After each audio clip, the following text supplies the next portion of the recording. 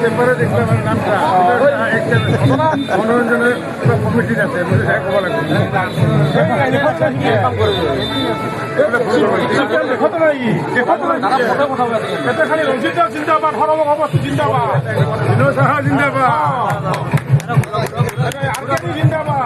বিনয় সাহা জিন্দাবাদ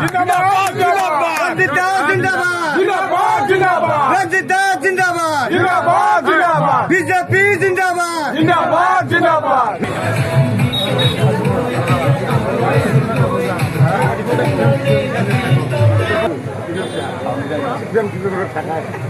নামটো পালো কোনো বাঙালি মানুষ নাই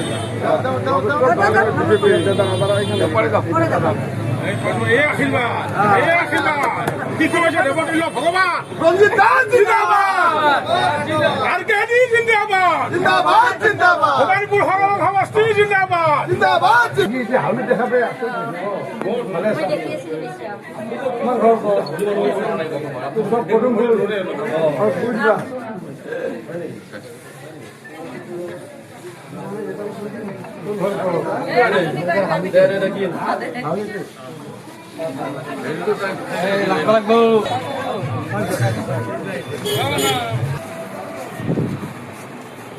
মহাজন ভাঙা খবর আমার দোকানে মনে করে আপনি যে মনে করে আসছে আমার দোকানে প্রায় পাত্র এঘাৰজনৰ পৰা বাজাৰ যায় কাৰণ সেইখিনি মানুহ মিটিঙত যাব নোৱাৰে মোদীয়ে এনেও যাব নোৱাৰে গতিকে আমিও যদি লগ নিদিওঁ কেনেকৈ নহ'ব সেইকাৰণে মই কি কৰোঁ কেম্পিঙৰ সময়ত মাজতে একদিন বজাৰত মাৰোঁ কালি চব হওক এতিয়া হাউলি এটা অল্প কৰে বৰপেটাৰে বাজাৰে আছে আমি ৰঞ্জিত বলারটো কিছু নেই জানেন না একদম আমি তো বলার কিছু প্রয়োজন নেই কিছু বলার সব তো বলছি আগে যা বলার আছে গ্রেমটা তো আমি জানো আর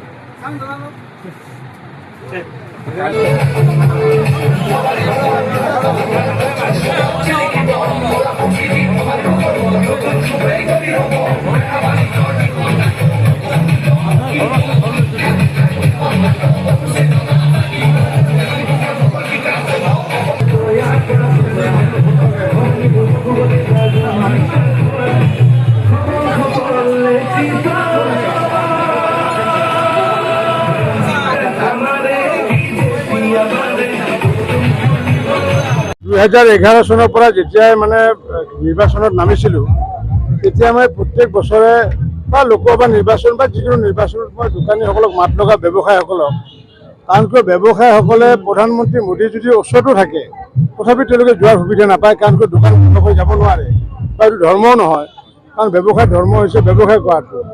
গতিকে য'ত নেকি প্ৰধানমন্ত্ৰী আহিলেও যাব নোৱাৰে মুখ্যমন্ত্ৰী আহিলেও যাব নোৱাৰে মই সেইকাৰণে অসমৰ প্ৰতিখন মই যেতিয়া দলৰ সভাপতি থাকোঁ প্ৰতিটো নগৰ চহৰত এনেকুৱাকৈ ব্যৱসায়িক মাত লগাইছিলোঁ ব্যৱসায়ীসকলক মাত লগালে অকল ব্যৱসায় নহয় দোকানী সৰু বৰ ডাঙৰ দোকানী লগত ক্ৰেতা বিক্ৰেতা দুটাকে পোৱা যায় গতিকে ক্ৰেতা বিক্ৰেতাক দুটাকে পোৱা গ'লে তেতিয়াহ'লে সকলোকে লগ পোৱা যায় গতিকে তেনেকুৱাকৈ আজি হাউলি বজাৰখনত আমি ইতিমধ্যে কেম্পেইন কৰিছোঁ দলৰ কাৰ্যকৰ্তাসকলৰ লগত যাতে সকলোৱে যাতে আমাৰ ভবানীপুৰ সৰভোগত যাতে বিজেপিক যাতে বিপুল পৰিমাণত জয়যুক্ত কৰে তাৰ কাৰণে আজি হাউলিবাসী ৰাইজক মই আহ্বান জনাইছোঁ হাউলিৰ প্ৰতিগৰাকী ক্ৰেতা বিক্ৰেতাক মই আহ্বান জনাইছোঁ যে যাতে আগন্তুক দিনত হাউলিখন যাতে আমি নতুনকৈ নিৰ্মাণ কৰিব পাৰোঁ তাৰ কাৰণে সকলো ভোট আমাক দিয়াৰ লগতে এটাও ভোট যাতে CPMক হাউলিবাসী ৰাইজে নিদিয়ে তাৰ কাৰণে মই বিনম্ৰতাৰে আহ্বান জনাইছোঁ মইতো কৈছোঁ এইটো 5 তাৰিখৰ পৰা লুজ মোচন হ'ব এইটো কনফাৰ্ম জানে আপোনালোকে যাৰ ৱাটাৰলুৰ কথা যাৰ কয় লুজ মোচন কনফাৰ্ম লুজ মোচনটো কনফাৰ্ম এইটো নহয় 9 তাৰিখেতো আপোনাৰ ইলেকশ্যন হ'ব তেতিয়াতো সেইকেইদিনটো ভাষণ মাৰিয়ে থাকিব সেইকেইদিনতো ভাষণ বাঢ়ি যাব ইলেকশ্যন মানে হৈ যোৱাৰ পিছত এইটো CPMৰ কালচাৰ মানে তেওঁলোকে মানে মোটামুটি মানে যি ভোট পাব তাত দুগুণৰ পৰা আৰম্ভ কৰিব তেওঁলোকে যদি মানে ধৰক পায় যদি মানে 40,000 পায় মোটামুটি 1,20,000 পৰা আৰম্ভ কৰিব আৰু দিন গৈ গৈ গৈ গৈ গৈ একেবাৰে লাষ্টত কি কৰিব ঠিক 3 মেলৈ 90,000 তলত নানামিব বা 80 তলত নানামিব আৰু ঠিক মানে যেতিয়া 4 মে' পাৰ হ'ব ঘুটুংকৈ 98ৰ পৰা আহি পেলাই 18ত আহি যাব লুডু খেলিলে তেওঁলোকে নিজে নিজে উঠি থাকে নহয় গতিকে 98ৰ পৰা আহি পেলাই ঘুটুংকৈ আহি পেলাই 18ত আহি যাব আৰু যাৰ যি লুজ মোচন হ'ব লাগে সে হ'ব এই হাউলিৰ এটা সমস্যা আছে হাউলিৰ মাছ বজাৰৰ নতুন গৃহ বনাই থৈছে 2 বছৰ হ'ল কিন্তু এতিয়ালৈকে সেই কাৰ্যক্ষম হোৱা নাই কিমান চাওক এতিয়া মোক মানে ৰাইজে যেতিয়া মোক দায়িত্ব দিব এতিয়ালৈতো ৰাইজে মোক দায়িত্ব দিয়া নাই গতিকে মই হাউলিৰ বিষয়ে কোৱাৰ কাৰণে হাউলিক মই আবেদনহে কৰিব পাৰোঁ ভোটৰ কাৰণে হাউলিৰ সমস্যা সন্দৰ্ভত মই মানে কথা কোৱাটো মই অথৰাইজ পাৰ্চন নহয় যেতিয়াই হাউলিবাসী ৰাইজে মোক অথৰাইজ পাৰ্চন কৰিব তেতিয়া মই নিশ্চিত ওপৰত all concern organisation all concern ছ'চাইটিৰ লগত মই বহি পেলাই প্ৰত্যেকখন গাঁৱত প্ৰত্যেকটো বুথত বহি পেলাই ব্যৱসায় সমিতিয়ে হওক কনচাৰ্ণ সংগঠনবিলাকলৈ বহি পেলাই আগন্তুক মোৰ যিটো ষ্টাইল বজালীত যিটো ষ্টাইল সৰভোগত যিটো ষ্টাইল বৰপেটাৰ যিটো ষ্টাইল সেই ষ্টাইলত মানে নতুনকৈ হাউলিখনক এডপ্ট কৰিব লাগিব আৰু সেইটোৰ কাৰণে অকণমান টাইমো লাগিব কাৰণ কিয় এতিয়া ধৰক মানে এটা ষ্টাইলটো নোহোৱাকৈ বেলেগ বেলেগ ষ্টাইলত চলি আছে আৰু যিহেতু গৰাকীও নাছিল তেনেকুৱাকৈ ৰাজনৈতিকভাৱে যিহেতু পূৰ্বতে আছিল গুণেন্দ্ৰ নাথ দাস ডাঙৰীয়া কিন্তু পিছত যেতিয়া আহিল কংগ্ৰেছৰ যেতিয়া MLA আহিল তেতিয়া এদিনো খবৰ নল'লে হাউলিৰ বিষয়ে গতিকে মোক যেতিয়া অথৰাইজ কৰিব হাউলিবাসী ৰাইজে তেতিয়া নিশ্চিত ওপৰত এইবোৰ এটা এটা সমস্যা সমাধান কৰিম বৰপেটা ৰোড যেনেকুৱাকৈ কোনো ভবা নাছিলে অভাৰব্ৰিজ হ'ব বুলি চিমলাগুৰিৰ পৰা একেবাৰে খৰিয়াবাৰীলৈ বা মানাহলৈ যে ৰাস্তা হ'ব কোনো ভবা নাছিলে এইবোৰ প্লেনিং কৰি কৰিছোঁ ৰবীন্দ্ৰ কুঞ্জ আমি প্লেনিং কৰি কৰিছোঁ বিষ্ণুজ্যোতি সৰোবৰ প্লেনিং কৰি কৰিছোঁ এতিয়া ৰাইজে এতিয়া মই ৰাতিপুৱাই মই মৰা মানসটো চাব গৈছোঁ মই অকল ভোটতে ব্যস্ত থকা নাই আজি কোন কেণ্ডিডেটে হাউলিৰ মৰা মানসটো ষ্টাডি কৰিছে মইতো মৰা মানস ষ্টাডি কৰি পেলাই তাত দুটা সমস্যা একেলগে তিনিটা সমস্যা জলজলি নামঘৰটো বেয়া হৈ আছে আমাৰ যিটো জলজলি ৰাস্তাটো SSB কেম্পলৈ বেয়া হৈ আছে অকল সেইটো কৰিয়ে নহ'ব